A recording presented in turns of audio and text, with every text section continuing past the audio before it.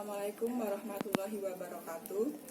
Bapak Kepala Sekolah SMA Negeri 7 Yogyakarta, ingkang kinumartan, Bapak Ibu saha karyawan-karyawati ingkang kula urmati, lan para kanca-kanca ingkang kula tresnani. Langkung rumiyin sumangga kita sami ngaturaken puji syukur dumateng Gusti Allah ingkang sampun kepareng kanugrahan lan kasarasan sehingga kula lan panjenengan sedaya saged makempal wonten ing wanci menika. Ingkang titi wanci menika kula dados pranatacara badhe ngaturaken susunan acara inggih menika. Pertama, atur pembuka. Langkung kalih, atur pangandikan saking ketua panitia. Telu, pentas seni kelas 10 lan kelas 11. Papat, atur perpisahan saking wakil kelas 12. 5. Atur pangandikan saking Kepala Sekolah SMA Negeri 7 Yogyakarta. 6. Penutup.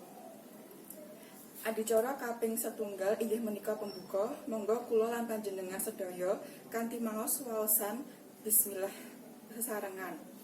Bismillahirrahmanirrahim. Matur nuwun.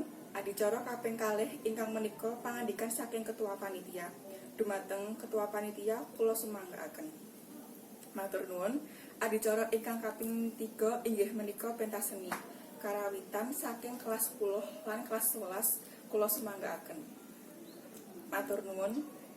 Adicara ingkang kaping sekawan inggih menika atur perpisahan saking wakil kelas 12. Dumateng wakil kelas 12 kula sumanggaaken.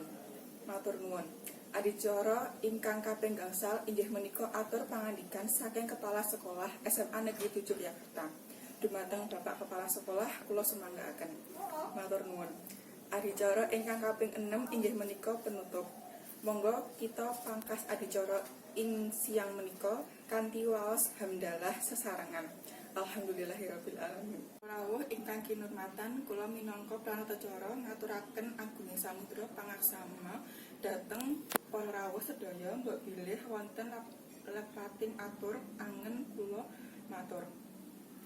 Jenang sela wader kali sesonderan apuranta menawi wonten lepat kula pangaksaning atur.